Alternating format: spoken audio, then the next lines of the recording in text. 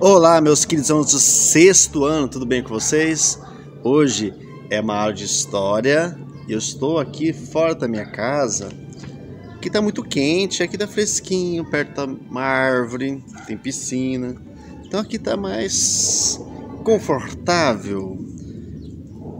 O assunto de hoje é muito interessante. É o capítulo 11, Reino Bárbaros e o Império Bizantino. Eu vou falar sobre os reinos bárbaros, tá? E numa outra aula eu falo sobre o Império Bizantino. Professor, o que é reino bárbaros?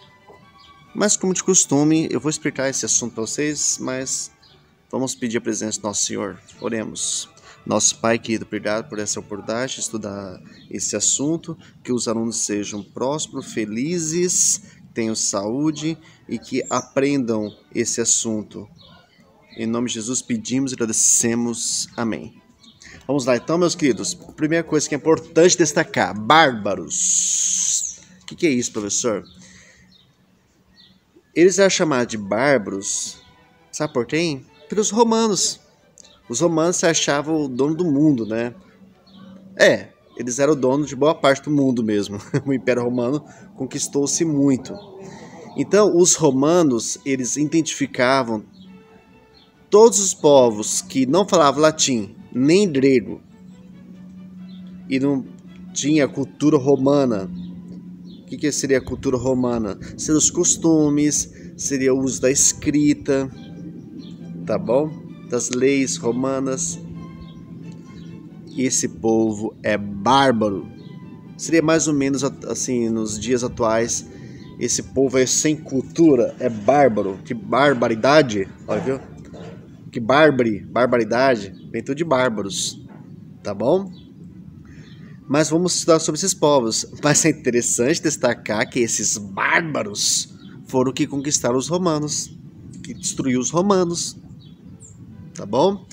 Então, nesta aula eu vou falar principalmente 4, tá? São vários, eu vou até falar vários, mas eu particularmente gosto desses 4. Quais são esses 4, tá? Vou falar sobre os celtas, tá bom? Os vikings, você sabe, né? Quem são os vikings? Os francos, tá?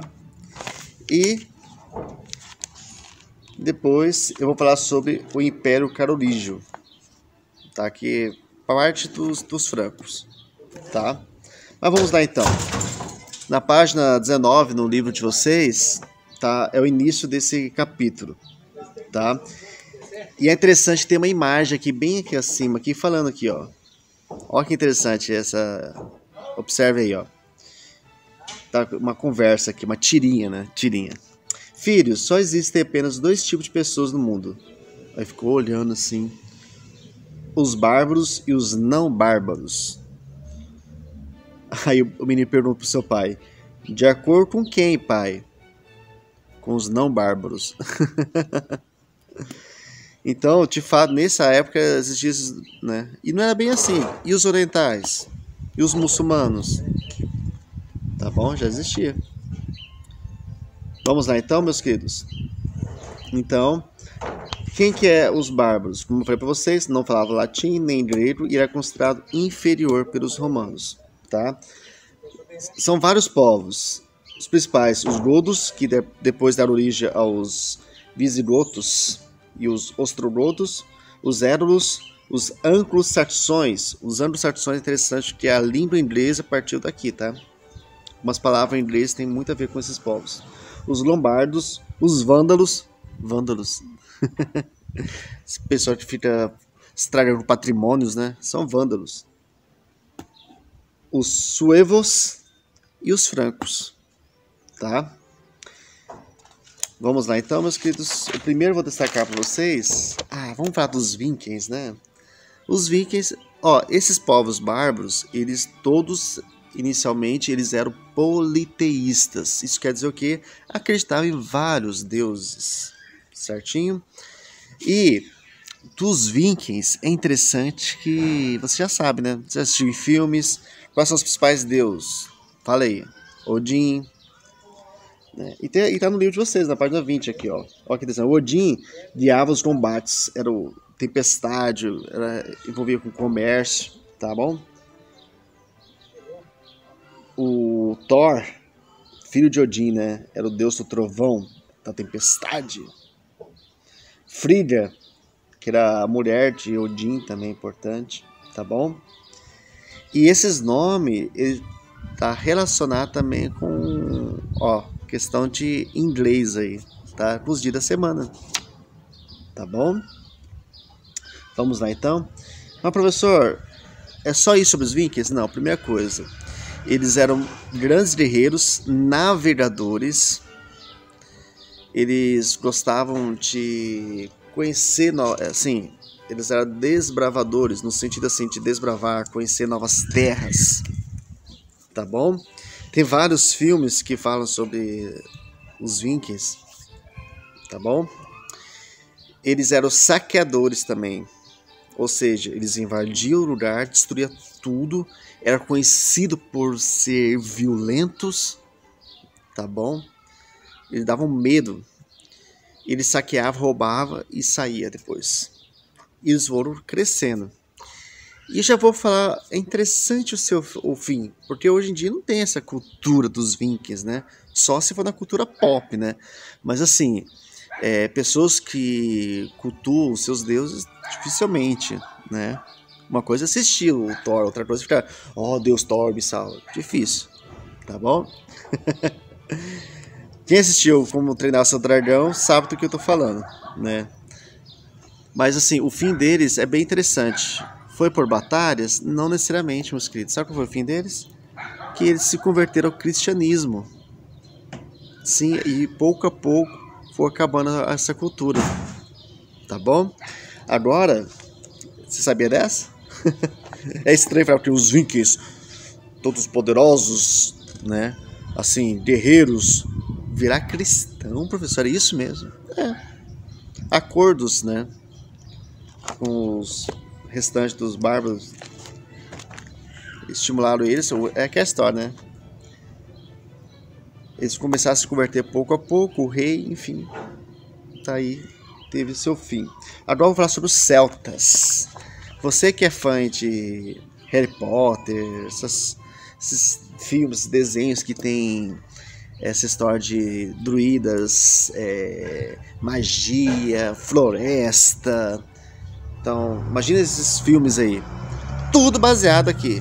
Até o Halloween é baseado nos celtas, meus queridos. Tá bom? E é interessante que eles tinham uma tradição oral e não escrita. Ou seja, muitas dessas histórias eles eram passadas, transmitidas de forma oral. Tá bom? Eles eram muito ligados à natureza. Eram politeístas e os deuses eram relacionados com a natureza. E o interessante aqui que eles aprenderam remédios naturais. E também surgiu disso algumas lendas, né? Tem alguns desenhos aí de... Esse também era chamado de gauleses, por causa da Gália, tá? Então, professor, celtas e gauleses é a mesma coisa? É. E o que é druidas? Então, druidas era o sábio. Sabe essa imagem do sábio? Lembra, você já assistiu O Senhor dos Anéis? Então, essa imagem do sábio vem muito dos celtas. Eles viviam em pequenas comunidades, não era um poder centralizado. Lembrando, quando o professor fala poder centralizado, tem um imperador, um rei, enfim, que está no comando e tudo obedece a essas leis. Não, aqui existiam várias comunidades, como fossem cidades-estados, entendeu? E eles tinham conflitos entre eles, mas da mesma forma que Grécia, os celtas também eram assim. Pera aí, os romanos estão invadindo aqui, vamos se juntar. E eles existiam por muito tempo. E é interessante, lembra que eu falo para vocês que tem sempre uma figura feminina, heroínas? Então, tem uma líder, a rainha Boetceia, né, que ela liderou a maior revolta contra os romanos em aproximadamente 400 anos de domínio na região. Então, ela reuniu um exército de milhares de pessoas, conseguiu vitórias importantes. Por fim, os soldados romanos derrotaram os celtas, mas a Boetceia é conhecida até os dias atuais. Tá bom? Então, é importante destacar que A Irlanda é a região onde mais se percebe essa influência celta. As casas é muito massa, tá? Vamos lá então, meus queridos. Agora eu vou falar sobre os bárbaros e o fim do Império Romano, tá bom? Alguns historiadores não gostam de falar que foram invasões, porque em alguns casos foram invasões que eles conquistaram, eles chegaram até conquistar Roma, tá bom? Mas também isso foi o quê? Foi de uma forma, alguns historiadores falam que é migrações bárbaras, que pouco a pouco foi trocando a cultura, porque os bárbaros, eles acharam interessante essa cultura romana, entendeu? Eles queriam ser assim, mais cultos, civilizados. Parece o Brasil, no Brasil colonial que vocês vão estudar ainda, olhando para a Europa assim, nossa, os europeus são chiques, eu quero ser igual chique, igual a eles. E foi pouco a pouco, e vocês vão estudar depois na Idade Média, vai ver que isso aqui é a origem da Idade Média. O que é a Idade Média? O que é o feudalismo? Depois vocês vão estudar. É a fusão dos bárbaros, né, dos bárbaros com os romanos. Praticamente é isso, dessas duas culturas. Tá bom? Eles acharam interessante sobre a questão da escrita. Mas como que foi o fim? Porque esses povos começaram a enfrentar os romanos. Nem o império durou tanto tempo. Os romanos eles iriam conquistando, tendo muitos escravos. Um dos motivos também, o fim do Império Romano foi devido ter muitos escravos, né? É impossível você controlar tantos escravos, porque muitos escravos, muitos eram por dívidas e a maioria por guerras, né? Então, mas também porque esses povos começaram a invadir. Entre eles tem os hunos. Os hunos eram nômades. Lembra que é nômades? Viviam em vários lugares. Tá bom? Depois também o Rérulos. Os Vinques também estavam dominando também. Tá bom? Os suevos. Então esses povos foram conquistando. Tá? Aí o Império Romano não conseguiu. Depois o Império Romano foi dividido. Depois vamos estudar mais pra frente o Império Bizantino. O Império Bizantino foi uma parte do Império Romano, que é tão grande que foi dividido o Império Romano. Tá bom? Mas agora vamos falar dos francos. Não é frango, galinha, francos. Francos, França, Franco, França. Viu que é parecido, ó, Franco, França? É, professor, sim, é a origem de França. Do país de França. França foi gigante, gente. E lá eu vou destacar para vocês dois grandes líderes desse período, tá? Diferente dos outros povos bárbaros, os francos eles tinham o entendimento de ser mais unidos, de construir o pensamento, de construir um império. Porque a figura de autoridade, a figura de imperador era muito forte em época de guerra. Tá bom? Em época de guerra, forma-se o líder, necessita de um líder. Mas o Clovis, ele falou, não, eu quero ter mais terras, eu quero ter mais conquistas, mais influências, né? Então, em época de paz, não tinha muita figura. E ele pensou assim, essa religião cristã é interessante, né? Porque esses povos romanos aí que foram dominados, eles têm muita fé nesse Deus aí. Então, política com religião. Clovis, foi esperto. E primeiro foi a sua mulher, né, a Clotilde, que se converteu ao cristianismo, e ele se interessou, e no mesmo dia, numa cerimônia, ele se batizou no Natal. No Natal do ano de 1496, Clovis foi batizado e se tornou católico, e cerca de 3.000 francos se uniram a ele no batismo em uma grande cerimônia, tá bom? Isso ficou muito conhecido. Tá bom? Mas Clovis queria mais poder. E daí surgiu-se a dinastia, né, Merovingia. Mas, professor, por que na dinastia crovista, sei lá? Porque ele quis fazer uma homenagem de um antepassado franco, que era o Moreveu. Então, por isso que é Merovingia. Daí, você sabe, né? Uma pessoa vai conquistando, e chega um momento, chega a idade, quer manter o seu poder, então quis passar esse poder para quem? Para o seu filho. E o nome do filho dele foi quem? Foi o Carlos Martel. Carlos Martel, meus queridos, você pode até rir do apelido dele. Você vai ver que muitos têm apelido. O apelido foi o Pepino. o breve. Sabe por que é Pepino? Porque ele era pequeno, a estatura dele era baixa, né? Então o pessoal começou a chamar de Pepino. Mas o Carlos Martel, conhecido como Pepino, tá bom? Não vai rir. Foi muito importante porque ele conseguiu frear, barrar os muçulmanos que já estavam conquistando Portugal e Espanha. Já tinham conquistado. E teve uma batalha muito importante chamada Poitiers, no ano de 732. Batalha de Poitiers. Presta atenção nisso aqui porque, caso ele tivesse perdido essa batalha, possivelmente Portugal e Espanha seria de praticamente origem muçulmana. E se o Brasil fosse colonizado, possivelmente o Brasil seria colonizado pelos muçulmanos. E nós seríamos todos muçulmanos. Isso é teoria. Tá bom? Mas ele só fez isso? Não, gente. O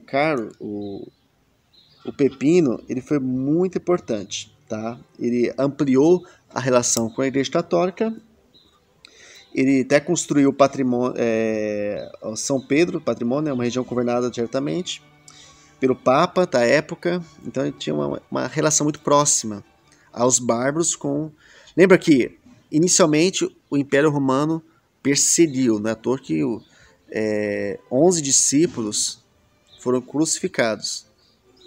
Sim, mortos, né? Não só crucificados, foram mortos os discípulos de Jesus. Então, e tudo que buscavam aproximar de Jesus, seguiu o cristianismo, foram mortos.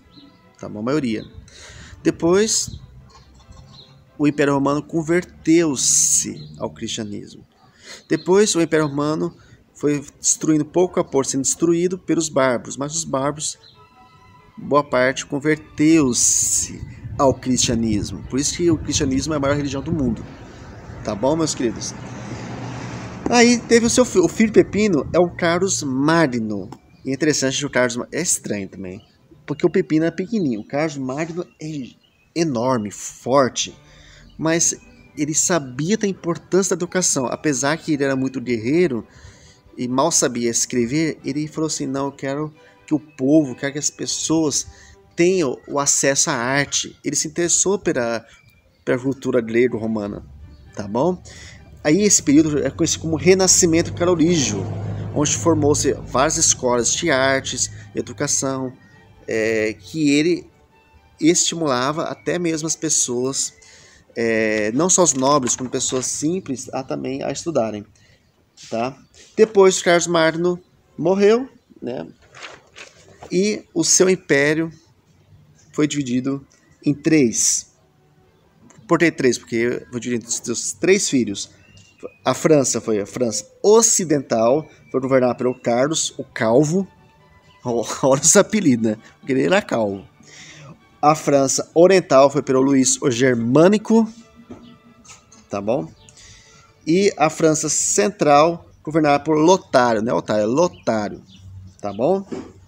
E essa cultura de ser dividido, perdeu-se um pouco o poder centralizador e deu origem ao feudalismo. Mas esse é assunto para o próximo capítulo, ou seja, próxima aula. Um grande abraço para vocês. Até a próxima. Tchau para vocês.